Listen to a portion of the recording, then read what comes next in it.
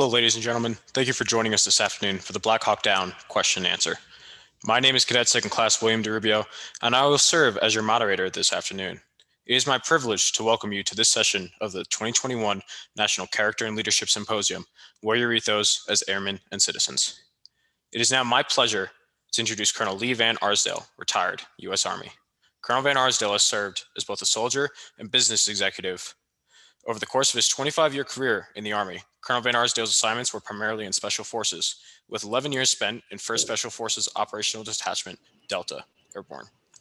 He has served in 3 combat zones in leadership capacities and has been decorated for valor with the Silver Star and with the Purple Heart for injuries sustained in battle. Following his military career, Colonel Van Arsdale has continued to use his skills and knowledge in leadership positions across the civilian sector. These ventures include Assistant General Manager for National Security Response at the Bechtel Nevada Corporation, Founding Executive Director of the Institute for Security Studies at the University of Nevada, Las Vegas, Chief Executive Officer, Triple Canopy, and Chief Executive Officer, Creative Radicals, among others. Currently, Colonel Van Arsdale serves on the boards of multiple companies and has done a multitude of service work for veterans organizations. Sir, thank you for joining us. My pleasure, Will. Glad to be here. We will now begin with the Q&A. Audience, we ask that you ask questions for Colonel Van Arsdale using the Zoom Q&A function at the bottom of your screen. I will then present these questions to Colonel Van Arsdale as they come in. As we begin, sir, I'd like to ask, you served as a military consultant for the theatrical release of Blackhawk Down, the trailer that we just watched. What made you want to join the movie in that role? Was it an easy decision or a tough one to fill this role? It was actually a pretty easy decision, and I certainly didn't seek the job. I had no knowledge at all about it going on, but I was going out to lunch with a friend of mine. I lived in Las Vegas at the time. He's a former SEAL who had done several movies with Jerry Bruckheimer, the producer of Blackhawk Down, in the capacity of a military advisor. And he told me they were making the film and asked if I'd be interested in working with him as an advisor. And I said, the only focus I have, the only thing I want done is to make sure that they pay a proper tribute to our fallen comrades and the other members of Task Force Ranger. And he said, that's exactly why we want you involved. So from having no plan until lunchtime to be involved in a movie, next thing you know, there I was. Yes, sir. As a follow-up question from someone in the audience, how realistic was the movie compared to the actual events that it transpired? Yeah, I tell people that, the movie was based on the book Blackhawk Down by Mark Bowden. And from my perspective, the book was about 80% accurate. And I think the movie was about 80% accurate of the book. So the movie, as the director told me numerous times, we're not making a bloody documentary. They wanted to stay as close to the actual events as possible, but they were also trying to make a profit by getting as many people in the theater as possible. Definitely, sir. Given that National Character and Leadership Symposium this year is focused on Warrior Ethos, how would you define Warrior Ethos, and how have Warrior Ethos played a role in your life as a leader? Yeah, I'm an old soldier, so my Warrior Ethos is the Army Warrior Ethos, which is I'll always put the mission first, I'll never quit, I'll never accept defeat, and I'll never leave a fallen comrade. So while that's the Warrior Ethos, to me, it's applicable if you're working in a commercial setting, if you're working for any organization, and in your own life. Don't quit on anything. Never accept anything less than success. Put the job first. But if you think about it, those first 3 elements, put the mission first, never accept defeat, never quit, those all basically say the same thing. I'm going to get the job done. And then the 4th element, I'll never leave a fallen comrade. That's separate and distinct. That means I'm going to take care of the people I'm with, and I have every right to expect that they'll take care of me when and if I need it.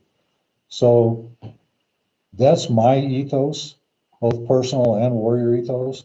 I would invite everyone out there. That's a good base to use, write down your own warrior ethos, your own personal ethos. I would also invite you to write down your own leadership philosophy. Go back and revisit both of those periodically, because as a leader, the more experience you get, the more you're going to develop as a leader. So you may want to change your philosophy a little bit. You may want to change your ethos a little bit. But it really helps to focus your mind when you write those down and think about it. Definitely, sir. You just mentioned leadership philosophy. One question from the audience asks, how can you gain the respect of your subordinates while showing proper respect to them? Yeah, that's really the big question, isn't it? Because it really comes down to being all about respect. So I tell people that a key aspect of leadership for me is the concept of leading from the front, leading from the decisive point. And in order to do that, it takes a few different elements. First, everything you do has to be built on a foundation of integrity and trust, complete two-way trust. You have to have open two-way communications, clear communications. You have to be visible. You have to be out with the people that you're leading. You have to be the example. And by that I mean, don't just set the example. Don't say what the standards are and pin them on a bulletin board. You have to live the example. It's the same thing as you have to live a life of integrity and trust 24/7. When you're a leader, you don't clock in and clock out. That's how you live your life. And the final aspect of that, I would say, is you have to be the calm in the chaos. You have to be the voice of reason during a crisis. Don't let your hair get on fire. Don't get excited. Don't yell at people when they bring you bad news. Be the leader that everyone knows they can go to get good, calm, sound advice and navigate through the crisis as quickly and successfully as possible. Definitely, sir. And going off that point, Sean M. Jackson from Detachment 620 asks, heading into the rescue operation during the Battle of Mogadishu, what was going through your head as a leader? Yeah, quite a bit, in fact. We actually had to make two different attempts at that. The first one, I was in the back of a Humvee, standing up in the pickup bed of it, completely unarmored. And we got ambushed and headed back, and then went back out with some armored vehicles. So this time I was riding in the back of an armored vehicle, and then we stopped about 800 meters short of the crash site, got out and proceeded on foot for the rest of the way.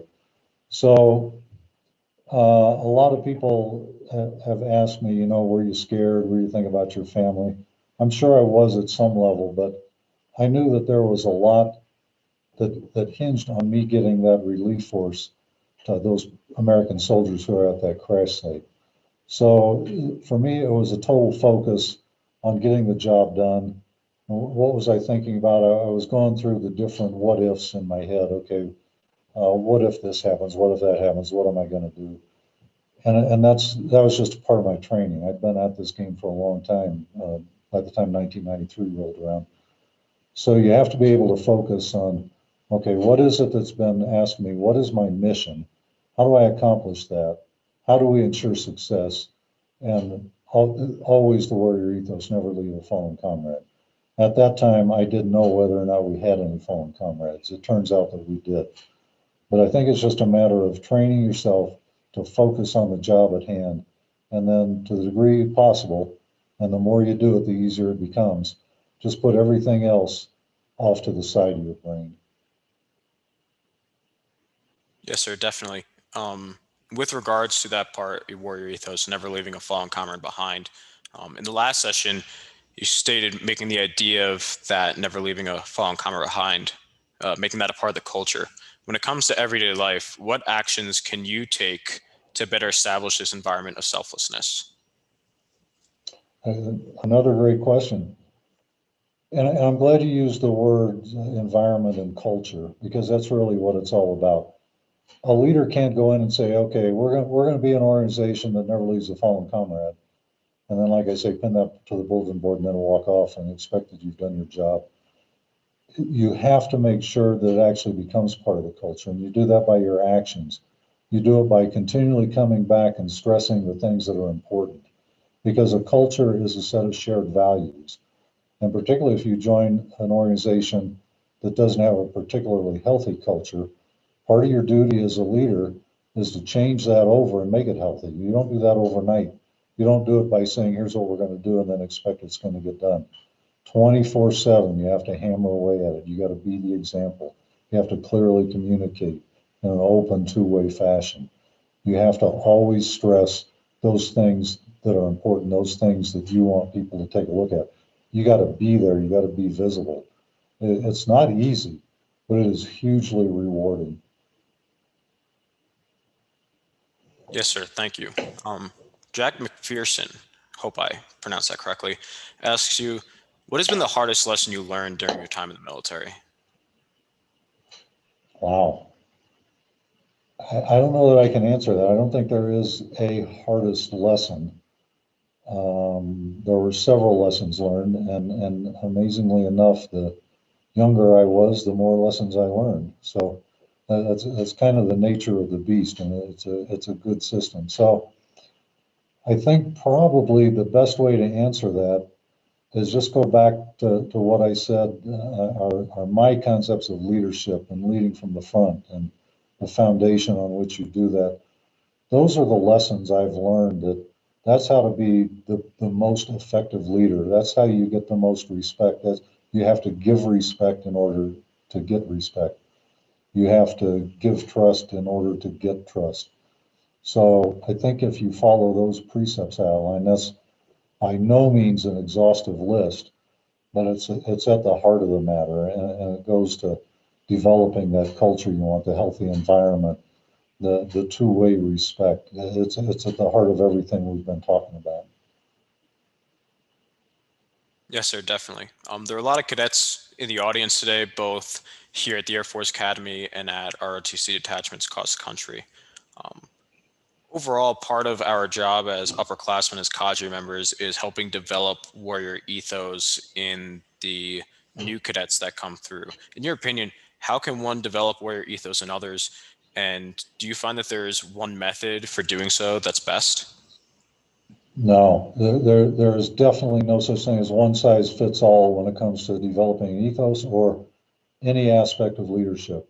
It's never one size fits all. There are certain aspects that are non-negotiable, like I said, like the integrity and the trust. But you've got different people, you've got different groups, you've got different situations. So it's a wonderful position to find yourself in when you get these new cadets coming in from all walks of life, from all parts of the country, from every different parts of our culture. And then you're going to mold them into a team. It's a wonderful responsibility. It's also very challenging, very difficult, and hugely rewarding. So it goes back to what I was saying earlier. You're just always hustling. You got to always be there as a leader. Don't find yourself going into an office and closing the door and leading by PowerPoint and email. Be there, be out front, lead from the front, lead from the decisive point. And after a while, like any new team with a bunch of new people on it, it starts to mold itself into a team. And that doesn't just happen, it takes a lot of hard work. And again, I keep stressing the same points. You got to clearly communicate, tell them what's expected of them, tell them what the standards are, be the example, lead from the front, lead from the decisive point. After a while, that team starts to come together. And then you notice that more good things are happening than bad, and you're getting less screw ups. And sometimes you lose some teammates because they just can't cut the mustard, or they're in the wrong line of work. And that's a bad part about being a leader. That's the not fun part, but it's an absolutely essential part. And it's a part that the leader owes everyone on that team to cut away the deadwood, to cut away the non-contributors, to cut away those who are having a negative effect on the overall team. And then it's just something you continually have to stay at. It doesn't happen by itself. But what does happen over time is that the team becomes self-policing and the discipline becomes internal rather than external. And everyone signs on to the job. We want to do this. We want to be the best. We want to be the winners. And that's when the job of a leader becomes easier, no less demanding, but more rewarding and more enjoyable. Definitely, sir. Thank you for that. Someone else would like to know, given that you are a graduate of West Point, what event in retrospect provides you with the most value in your career?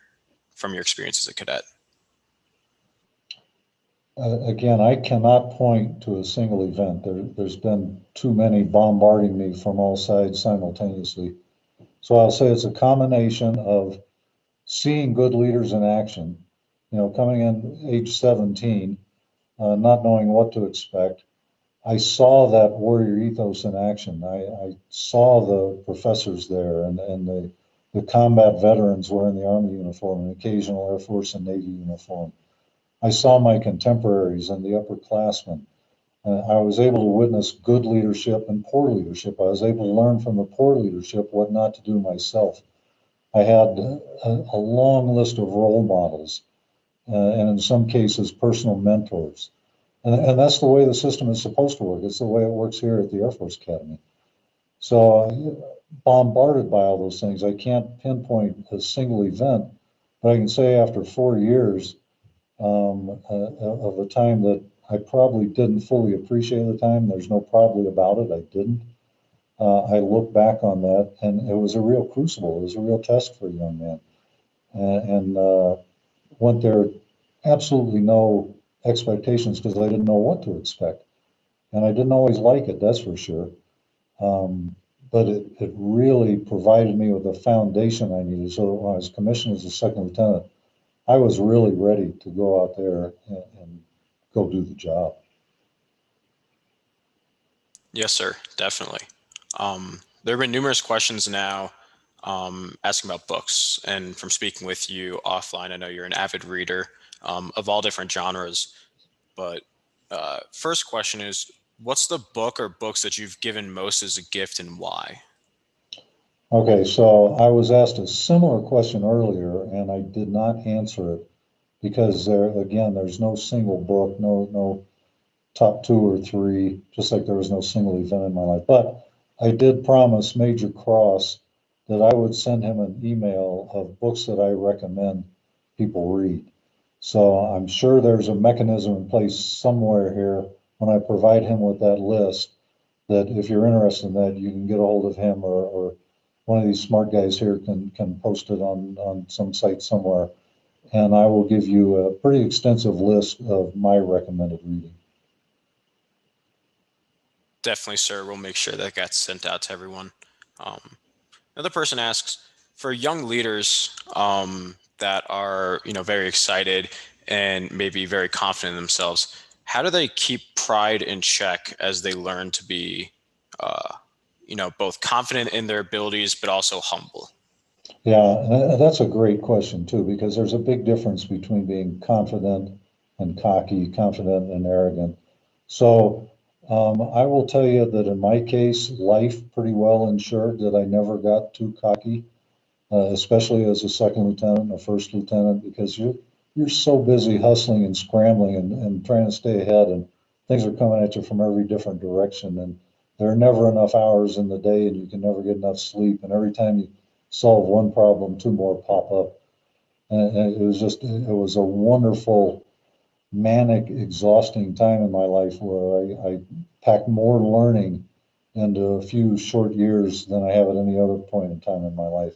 So, if as long as you pay attention, be true to your value system, I don't think you'll ever have to worry about pride and ego or arrogance getting in check because, by definition, as a lieutenant, you're going to make mistakes. And it's actually designed that way. And then the further up you go, the more experience you get, you'll find that you're making fewer and fewer mistakes. And then you get to a point in time where you say, boy, I hope nobody remembers all that stupid stuff I did a few years ago. But they will, and you will too, and that's how you learn. So I would say if you're prone to maybe getting a little bit cocky, just be cognizant of that. A good leader is self-aware, and you do a lot of introspection all the way along the way. So just be aware of that. We've all got our strengths, we've all got our weaknesses. If one of your weaknesses is maybe you're prone to be a little bit arrogant, a little bit cocky, just be aware of that. And starting out, life will keep that in check. Don't worry about that. Definitely, sir. I was wondering what comes to mind when I say the names Sergeant First Class Randy Sugar and Master Sergeant Gary Gordon. Well, I had the honor to serve with both of those gentlemen, and I will tell you, in every conceivable metric, they are true American heroes. For those who aren't aware, Randy and Gary were Delta snipers in the back of a Blackhawk helicopter that was circling the objective area on 3 and 4 October 1993, providing sniper support. When the second Blackhawk got shot down, the one piloted by Mike Durant, they volunteered to go in and help develop the situation because by that time Task Force Ranger was completely depleted. We had sent everyone we had plus the 10th Mountain Division Quick Reaction Force to the first crash site. There was literally no one else to go to the second crash site. So they volunteered multiple times to go in. Now think about that. Two people in a very built up, busy city against a militia that's been estimated at 3,000 strong. And they're going to go in and see what they can do. So they were finally given permission. Contrary to popular belief, they did not fast rope down on the crash site. They landed a ways away, worked their way through basically a shanty town, got to the crash site. They found Mike Durant, the pilot, was still alive, and they were able to take him from the wreckage and put him in a safe place. The co-pilot and crew were already killed, and then they held off as long as they could until they were both overwhelmed and killed. So for their actions, they were awarded the Medal of Honor, as well deserved as any, I must say. So for me, it's very humbling, and it's an honor to have been able to work with two such people. Yes, sir. And for anyone in the audience that doesn't know their story or would like to learn more, I highly recommend seeking out more info on them. True American heroes. Um, And you spoke a little. Mike Durant wrote a book about his experiences. So in addition to Black Hawk Down, his book is entitled In the Company of Heroes. And it's a far more detailed accounting of that experience than I just gave you. Yes, sir. Definitely have to add to my personal library. Um, you mentioned a little bit before about being calm in the chaos. Um, is there a way to necessarily train for that? Um, what advice or tips could you provide young officers that or cadets that haven't faced combat yet for being able to best mitigate any hesitation or doubt when that moment comes for them? Yeah, and I think it's not just combat because you're going to be in crisis situations of varying degrees of intensity throughout your life, whether you're in the military or out of uniform. So, how you practice for that, I don't know. Everyone has their own level of calm and decision making abilities, but I think one thing you can do from the start is make sure, and this goes back to what I said about the open communications, tell your NCOs, hey, let me know if I'm going too far left or right, if I'm screwing up in any way. Make sure you have a good open relationship with your boss, who should be your mentor, so that there's no awkwardness in saying, okay, Lieutenant, uh, time to settle down just a little bit, take a couple of deep breaths, and then go from there. Another valuable resource you have are your peers. And that's often overlooked, but in some cases, there'll be your classmates from here. There'll be people that have the same slot as you in whatever assignment you have. Make sure you develop a good relationship with them because they will give you some of the most honest feedback you'll get. But I think probably overall, the best feedback you'll get is from your NCOs. So make sure you've done everything you can to establish that open type of relationship with them so that they know you're not going to get upset when they point out to you, hey, your hair is a bit on fire now. Right now it's just smoldering and we can put it out before it bursts into open flame. So make sure that you have established those kind of relationships and that you've used the clear communications so that they know that you expect that kind of feedback from them. And then as time goes on, you become more comfortable with the decision making process. It becomes more intuitive to you. You understand better how to take in all possible input that you can get from as many different sources, sift through it, let it percolate, come up with a good decision. Not many people have that kind of capability right off the bat. And so the system is designed to train you to be able to do that. And you get more and more responsibility as time goes on, and you hopefully get better and better at decision making and better at being the calm in the chaos. Those are all great points. Thank you, sir. Just wondering right now, can you speak to the bond that you developed with your fellow operators in Delta Force and just fellow service members in general? Were there any specific qualities that you saw in them that really made them stand out from the pack? Yeah, particularly in special forces in Delta, but throughout my career, no matter where I was, I love the sense of camaraderie and teamwork, and you're surrounded by a lot of smart people, witty people, people who are fun-loving, people who are upfront and honest, people who will give you the feedback because you've established that kind of environment where they know that you expect it from them.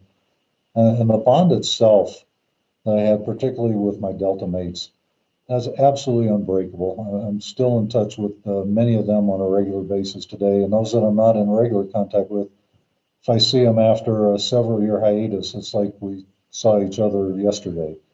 It's absolutely unbreakable, and it's unparalleled by anything else that I've experienced. And to the degree possible, I've tried to replicate that kind of culture and bond in the commercial sector, and I've had some good success. But the fact is, nothing can ever truly replicate the kind of bond that you have with someone that you've been in the same military unit with. Definitely, sir. And going off that point, the civilian sector, do you have a favorite position or opportunity that you ended up taking after transitioning out of the military? I think the most rewarding experience for me were the two times that I was given the opportunity to be the CEO of a company. And they were vastly different companies. One was a security company, private security company. We had a lot of work in Iraq. And when I left there, we were doing several hundred million in revenue and had 6,000 employees. We were making a difference. We were doing good work for the U.S. government. For me, it was very, very rewarding. The company was started by some of my former Delta colleagues, and we had a lot of them there in the company in positions of responsibility. So I truly enjoyed that. And then my next gig as a CEO was a small software company with like 5 million in revenue and 30 employees. So it was at the exact opposite end of the spectrum, combined with the fact that I don't know the first thing about software. So that was a challenge for me, and it was also hugely rewarding. Um, totally different experiences, but in every case, I knew that I was making a difference as a leader. And that's really, at the end of the day, you want to go back and say, I did something today that made a difference. Definitely, sir. Um, to that point about making a difference, mention in your bio that you've done a multitude of volunteer work with various veterans organizations. What kind of impact do you see both yourself on those veterans, but also what impact do those veterans have on you? Well, I definitely get the best of the deal, I think, because every day that goes by, I'm further removed from my active duty time. So I get to stay in touch with these great American warriors and spend some time with them and get up to date on what's going on. So one of the most fun things I'm doing lately is I started a fundraiser for a nonprofit that sponsors active duty members and their families and Gold Star widows. We sponsor a week-long vacation in Montana in February where they go skiing and snowmobiling, dog sledding. We pay for everything. We sponsor fishing trips. We sponsored a trip to a casino at one of the Indian reservations in the Northeast. So there's a lot of veteran organizations out there, and I do what I can to support them.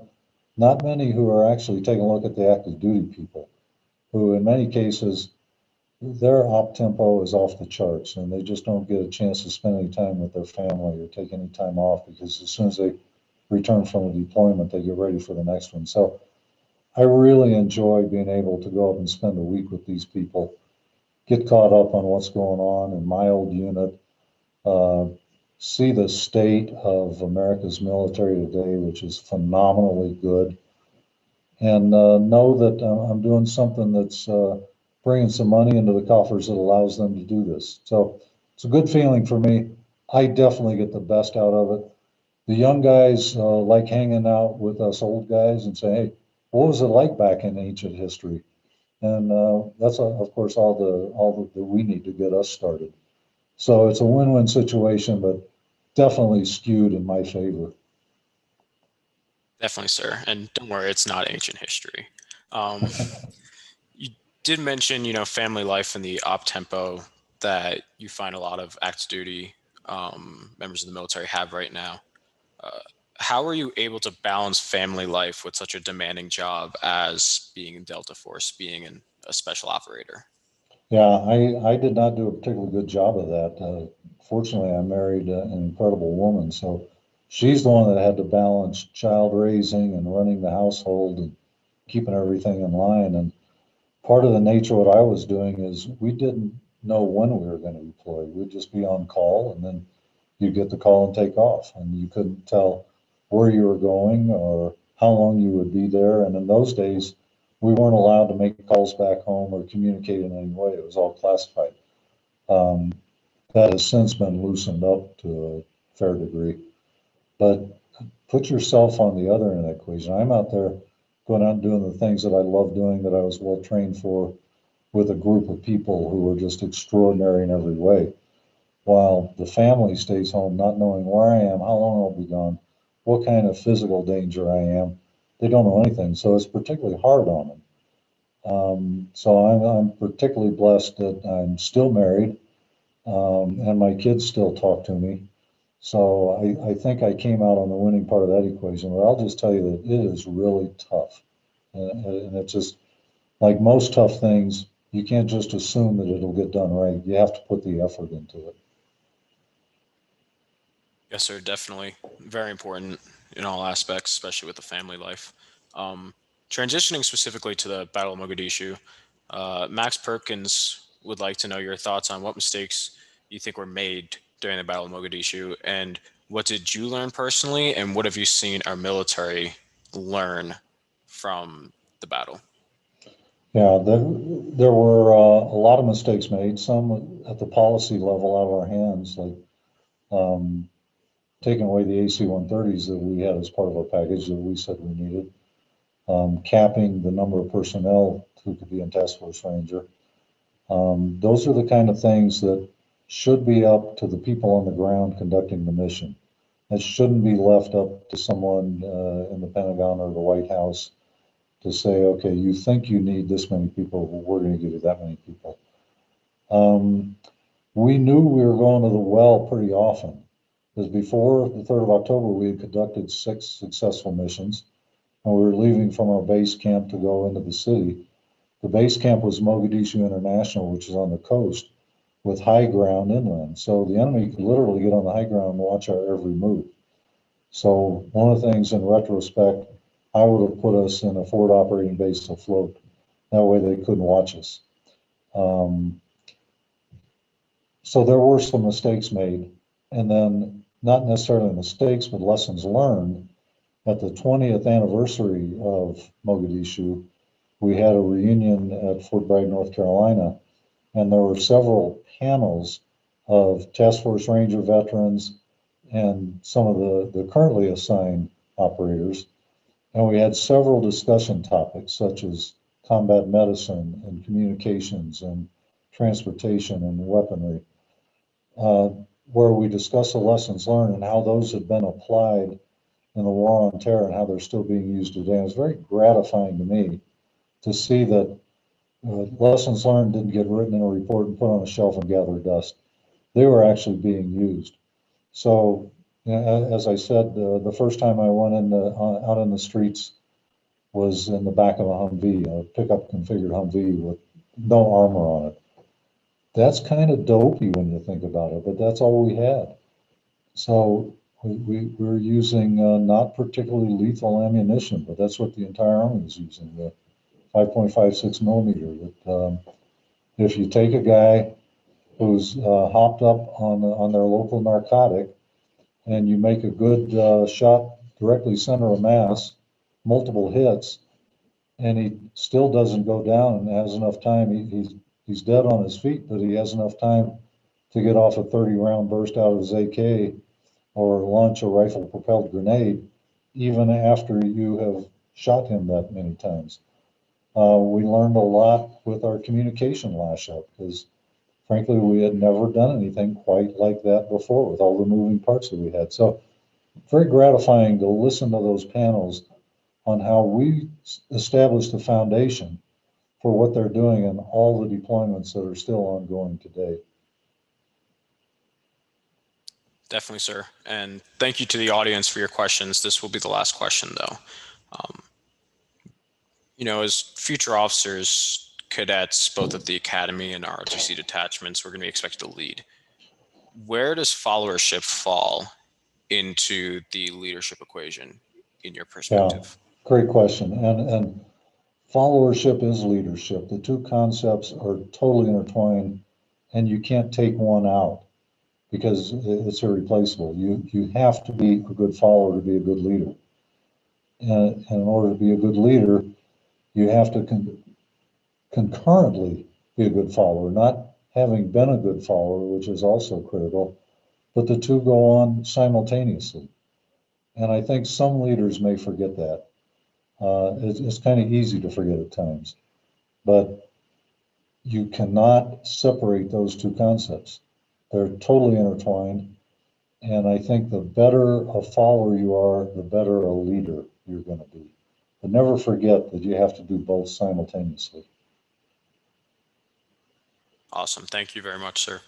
Colonel Van Arsdale, we really appreciate your willingness to share your perspectives with us. Your unique backgrounds and experiences have enriched our view of the warrior ethos and what it means to us as future Air Force and Space Force officers.